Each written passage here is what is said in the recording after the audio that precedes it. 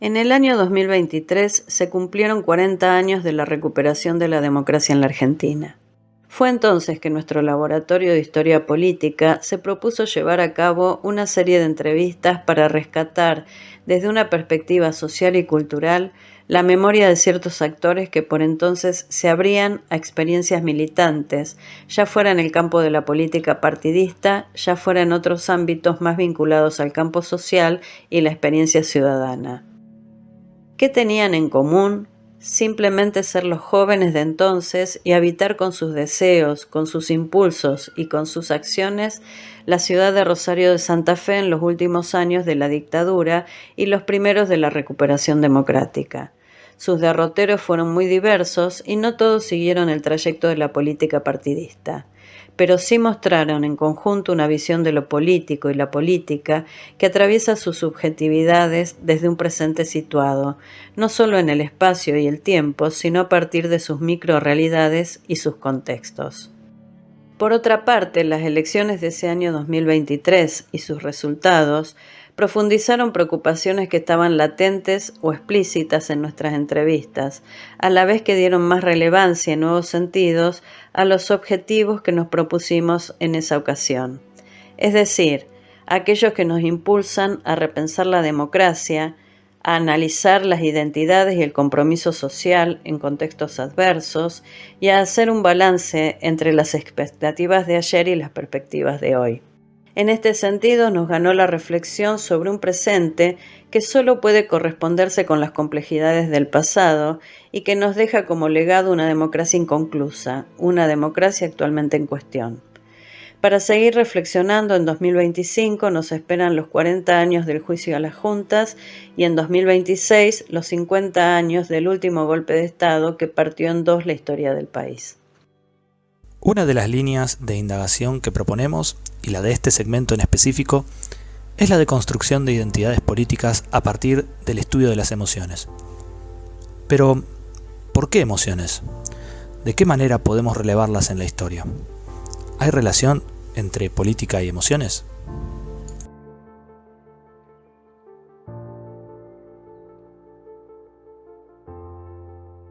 En principio, las emociones son necesarias para comprender de manera más completa y más profunda la historia.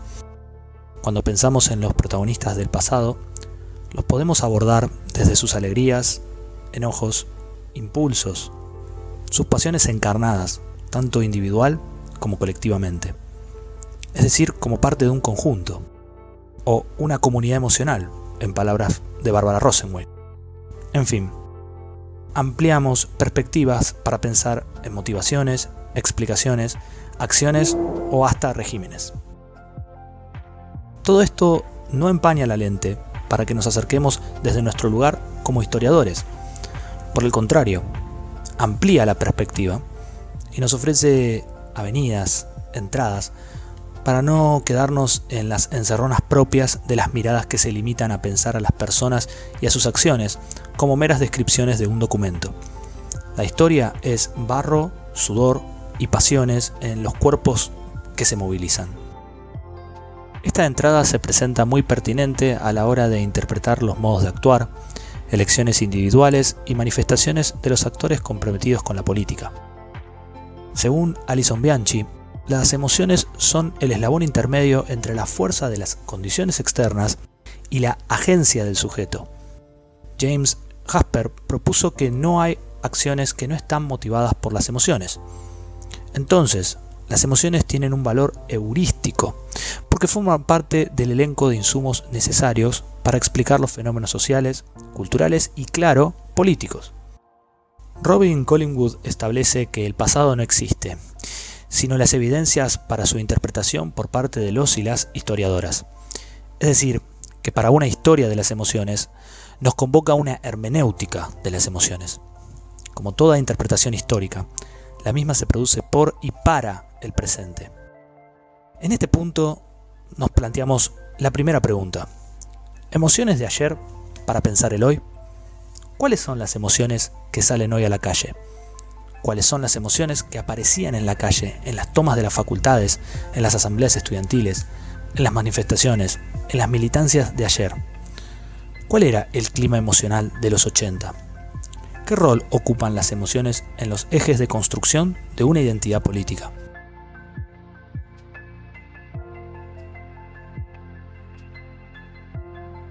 No caben dudas de que las emociones ocupan hoy un papel preeminente en las expresiones lingüísticas del campo político.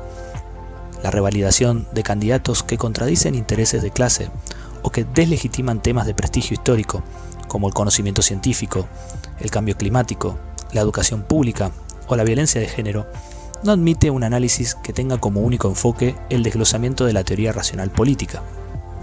La construcción y posicionamiento de un candidato a presidente como Javier Milei para la República Argentina refuerza la imperiosa necesidad de conocer los modos en que las decisiones y las acciones de los electores operan al calor de convicciones emocionales. Los discursos y el debate político se despliegan a lo largo de plataformas muy distintas a las que fueron predominantes durante el siglo XX y la primera década del siglo XXI. Y una característica distintiva del fenómeno libertario es que impulsó y fue impulsado en gran medida por algunas de las juventudes de hoy. Por ello, indagar en las juventudes militantes de ayer, precisamente en los testimonios de las experiencias de jóvenes durante los primeros años de la década del 80 en Argentina, promete esclarecer un poco más el panorama del presente. Los primeros años de la década del 80 vieron un creciente impulso de las movilizaciones estudiantiles en protesta por las políticas universitarias de la dictadura. Como lo indica Gabriela Ayla, la derrota en la Guerra de Malvinas constituyó un momento bisagra para el gobierno militar, que solo vio acelerada su crisis de legitimidad para con la población que reclamaba tanto por los crímenes cometidos como por el retorno de la democracia. Ubicarnos en los 80 como enfoque temporal nos posibilita el acceso a las fuentes de tipo oral. Los testimonios orales son las narrativas del ejercicio de memoria. El testimoniante acude a sus recuerdos y los coloca en perspectiva, los valora, los sopesa, los ordena, establece prioridades y exclusiones. Es en este punto en el que se añade un nuevo insumo, la narración en el contexto de la entrevista. En este segmento presentamos dos perspectivas para pensar la relación entre las emociones y la conformación de una identidad política a través del eje de la pasión. La primera tiene que ver con una pasión transversal en el sujeto que ha cambiado en su rol y relación con la militancia y la afiliación partidaria.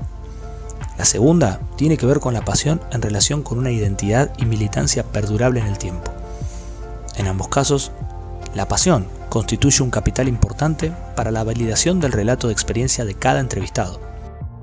Para comenzar a explorar las hipótesis que planteamos, disponemos de los testimonios de dos protagonistas, resultado de entrevistas realizadas y filmadas en persona entre octubre y diciembre de 2023. Ambos entrevistados fueron jóvenes militantes durante los primeros años de los 80 en Rosario, José Perico Pérez y Carlos Gioldi.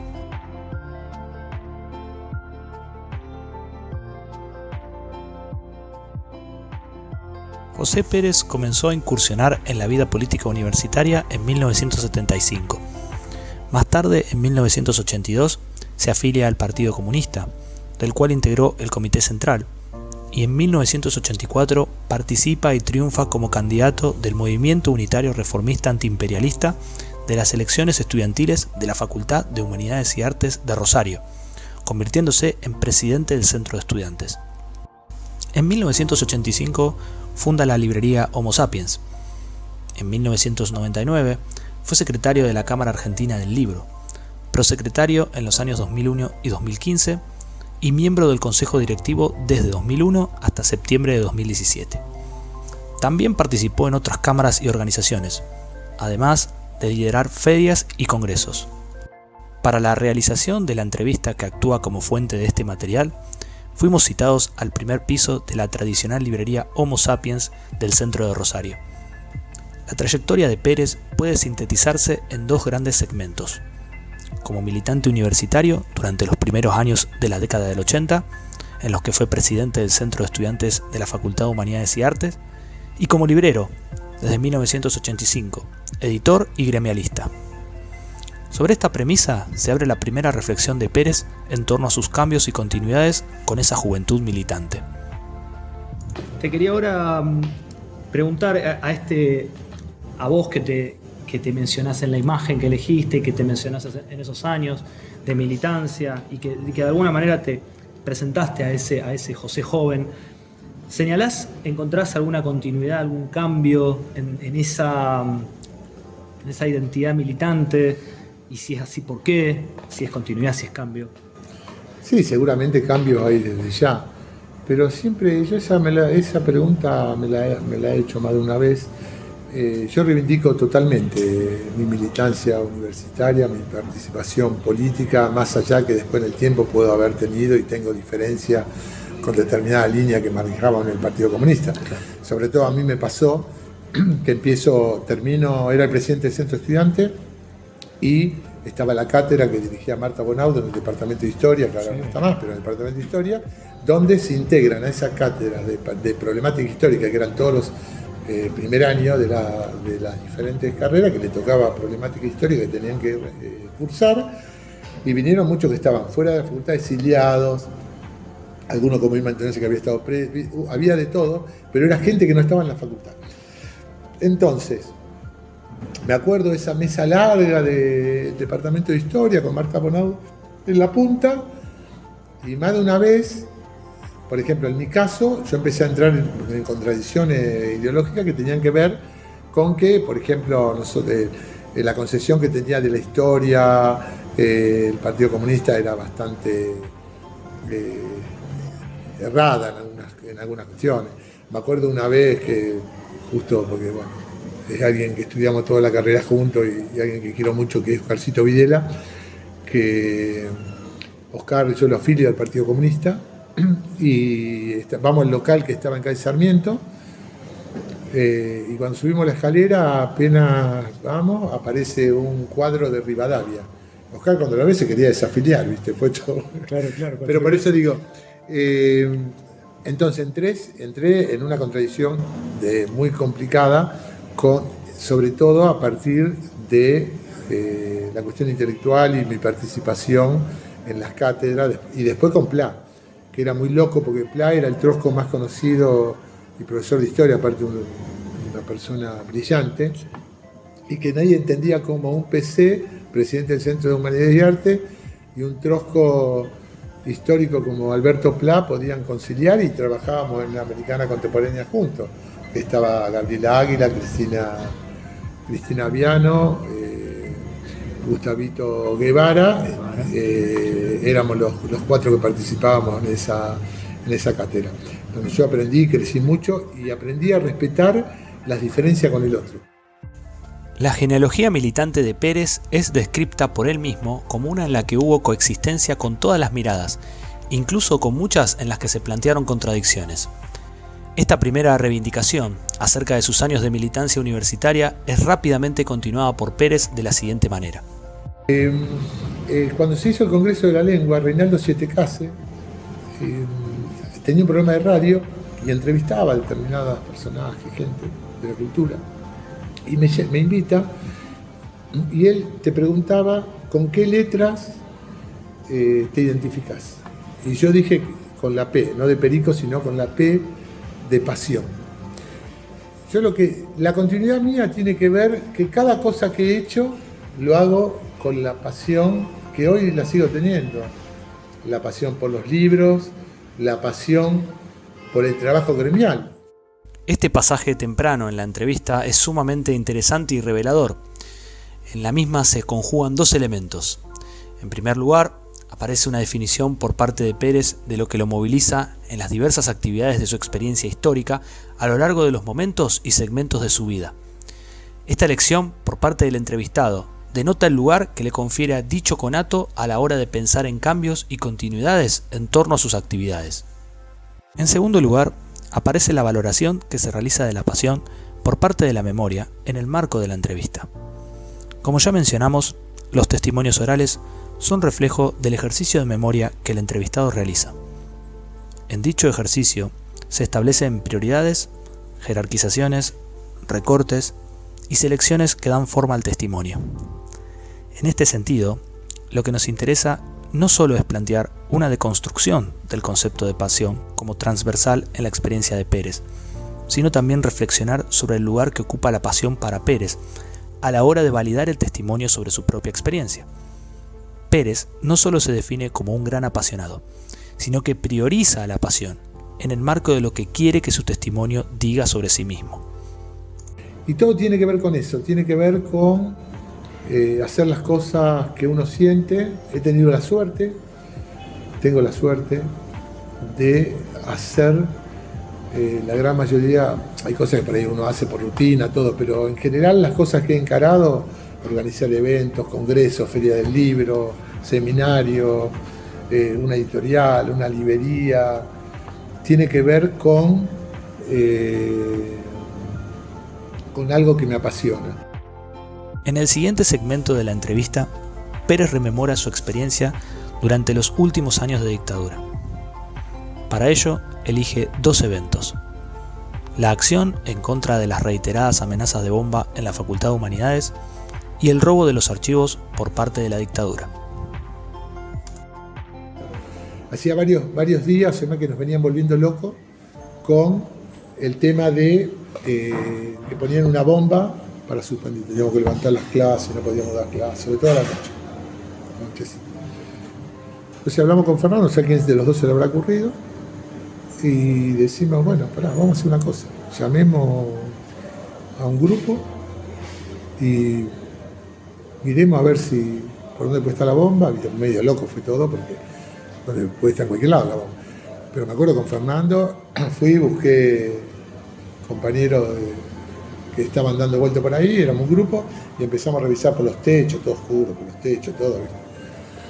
Y bueno, me acuerdo que revisamos todo y en un momento decidimos, acá no hay ninguna bomba, levantamos todas las clases, patio, habla Fernando, hablo yo, bastante encendido el discurso, no me acuerdo qué habré dicho, pero dijimos nunca más levantamos ninguna clase acá, y ahí logramos que no hubiera más el tema de amenaza de bomba, porque no íbamos a levantar las clases. Así que fue cortar. Y otro hecho muy trascendente fue cuando se recuperan los archivos de la dictadura, se guardan en tribunales, y a la madrugada de ese mismo día se lo roban.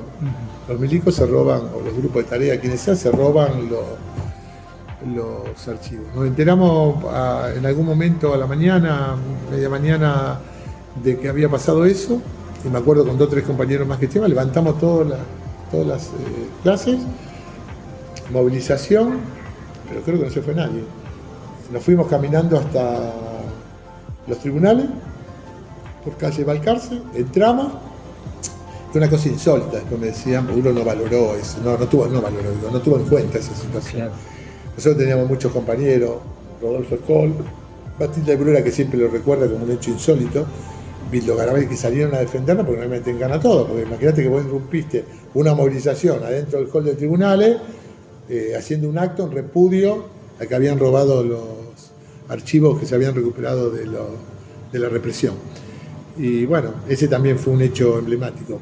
Y marca algo, lo que tenía Humanidades y Arte, no porque nosotros manejábamos el centro, no, era porque había un poder de movilización muy importante. Su testimonio ofrece un panorama del clima emocional de esos años en las movilizaciones y actos de las juventudes militantes.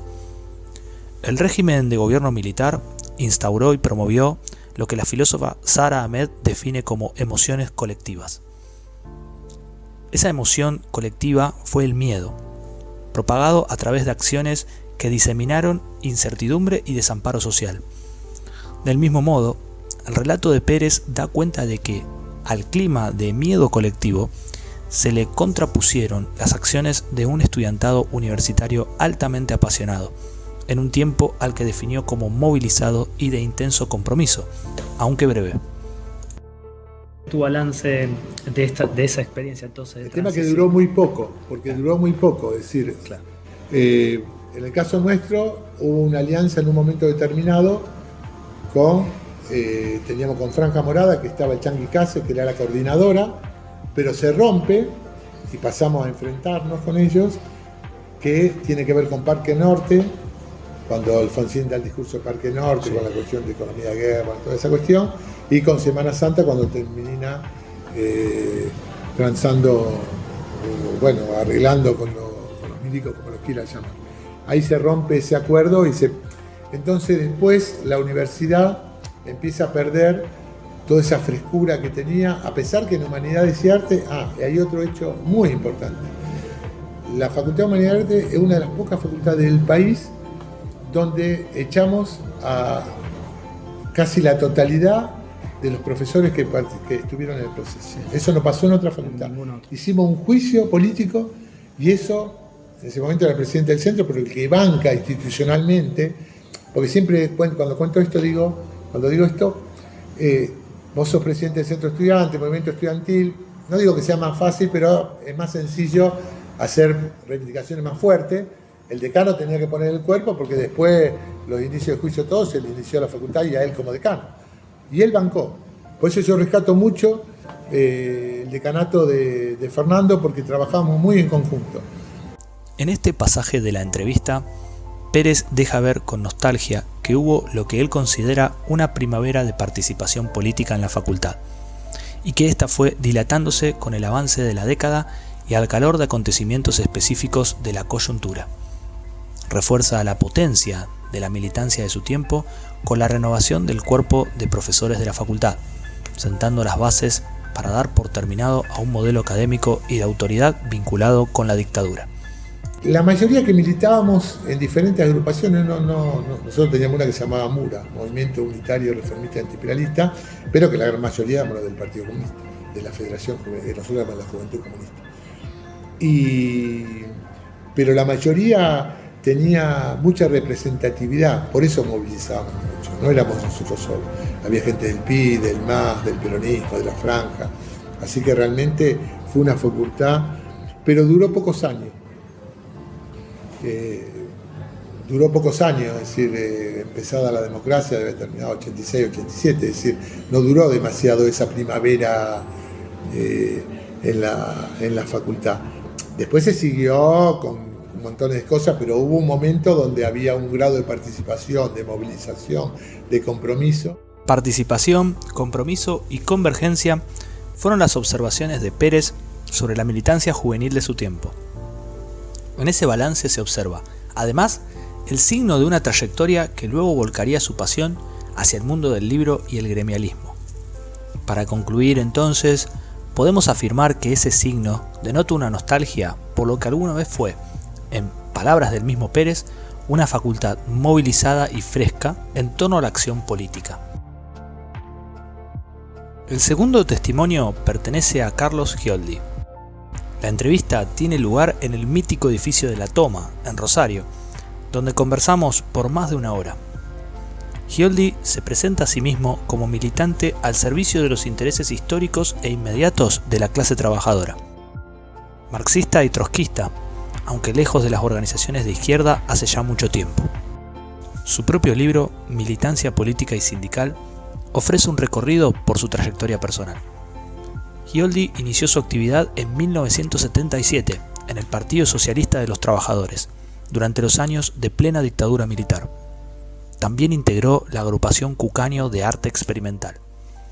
Más tarde se volcó al frente sindical del Movimiento al Socialismo, que conduce en Rosario, desarrollando tareas en varios gremios y especialmente entre los trabajadores de supermercados. Permanece alejado de las organizaciones de izquierda desde 1997. Fue secretario gremial de la Asociación de Empleados de Comercio de Rosario y luego secretario gremial de la Central de Trabajadores de la Argentina.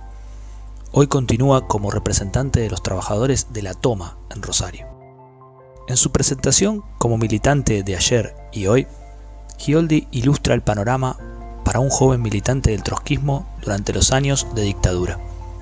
Yo venía militando en el trotskismo y militaba en el frente de las juventudes secundarias, especialmente en la resistencia cultural, porque en la dictadura había un estado de sitio atroz, espantoso, o sea, no hay forma de que una joven generación entienda lo que era el régimen de la dictadura, en el cual estaba prohibido absolutamente cualquier sindicato, cualquier centro de estudiantes, cualquier organización popular, y estaba prohibido reunirse de 3 personas. Era estado de sitio, o sea, 3 personas en la calle eran sujetos a ser detenidos por violación al estado de sitio. O sea, 3 personas que se juntaban a conversar y decir, ¿qué tal? ¿Cómo andás? Tanto, eso era, podía un policía perfectamente hacer violación al estado de sitio, tenía una causa. En la descripción de Gioldi sobre el régimen de dictadura, se encuentra un contenido que permite pensar en la construcción social de las emociones. Del mismo modo que lo enunciaba Pérez, el miedo se consolida como la fuerza que otorga coherencia a las emociones del cuerpo social. Sumado a esto, Gioldi es parte de una expresión de resistencia cultural. Los movimientos de protesta también accionan al calor de emociones que marcan una brújula moral. El organizar ese proceso de movilización, cuando quisimos llegar a la marcha acá fue fallida porque habían hecho un desastre de retenes y piquetes para no llegar a la plaza 25 de mayo, entonces tuvimos que autoconvocarnos en otros lados, fue un caos.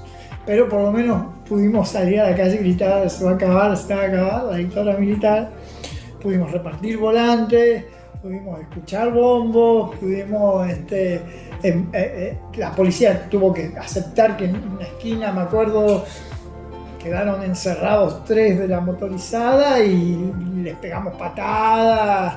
Fue realmente muy lindo. Yo muy joven y salí corriendo a pegar una patada a uno de la motorizada que se había caído. La acción de los movimientos de protesta, según Manuel Castells, funciona energizada por el impulso de las emociones que condenan el estado de situación social actual. Al miedo colectivo se le opone el sentimiento de disgusto de los movimientos en protesta, quienes actúan esperanzados en la búsqueda de la realización del cambio. Para Gioldi, esta búsqueda de ayer continúa todavía hoy y es el motor de su militancia presente.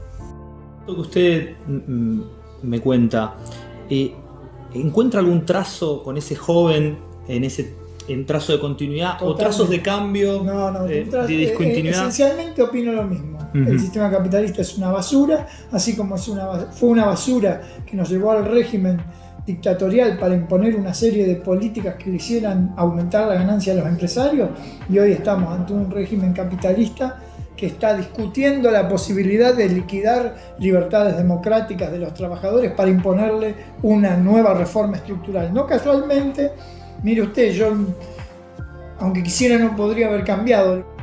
La afirmación de continuidad manifiesta en el testimonio de Gioldi, sumado a la inmediatez y seguridad con que enuncia su respuesta, dan cuenta de una orientación, en términos de Jasper, de una emoción moral, que define rumbos de acción con valoraciones sobre lo que es correcto y lo que no.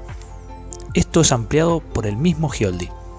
Por eso yo, como buen trosco, creo que la movilización de los trabajadores es la mejor herramienta autodefensiva permanente que tenemos el pueblo, los trabajadores y los pueblos del mundo. Aunque incluso a veces no haga falta, tenemos que tener un pueblo movilizado. Incluso aunque tengamos un buen gobierno, hay que tener un pueblo movilizado, reclamando. Finalmente, su balance en relación con los últimos años de dictadura reafirma que las emociones sociales, es decir, miedo, odio, disgusto, permiten explicar los cambios y continuidades en los comportamientos de las personas. Bueno, la última dictadura, la emoción más gigante que tuve fue escuchar por la calle retumbar la frase se va a acabar la dictadura militar. Y descubrir que entre las personas que se movilizaban había personas que 3 años antes casi me entregaban a la policía por subversivo. O sea, cuando yo empecé mi militancia tuve problemas porque era medio bocón. Es un joven, 14 años. Yo empecé mi militancia siendo muy jovencito, era medio bocón, y me acuerdo que había algún compañerito, alguna persona que me cortó el rostro. Tocábamos música con unos amiguitos y cuando se enteraron que yo andaba en algo raro, me echaron, no tocaron más, no pisaron más mi casa. Digo, pasé claro, así que sí, claro. Era una cruz, ¿viste? Era el miedo, o sea, el miedo es eso, el terrorismo de Estado es eso, tenías un grupo de rock, tocabas ahí, ponías junto con el baterista y el guitarrista, y el baterista y el guitarrista sospecharon que vos te habías metido en algo de política, en algo raro, y se fue el baterista y el guitarrista sin decir chao. los testimonios analizados de José Pérez y Carlos Scioldi nos permiten continuar ampliando el vasto y complejo universo de la conformación, continuidad y cambio en las identidades políticas. En este segmento, el enfoque del giro afectivo en la historia nos concedió algunas claves en torno a dos experiencias de vida de actores que fueron protagonistas de la coyuntura analizada. Lo cierto es que, ante un régimen de emocionalidad colectiva fundado en el miedo, la acción política militante manifestó emociones que buscaron transformar la realidad. Quizás encontremos, en la recuperación de las experiencias testimoniadas sobre la militancia durante los años de transición a la democracia, la veta que nos exima de la inercia, de la inactividad y del pesimismo que se vuelven en resignación. En las pasiones, ya sean reflejadas en cambios o continuidades de un arco identitario y de clasificación de la experiencia, pueden encontrarse las claves para una comprensión más completa de la política y de su acción transformadora.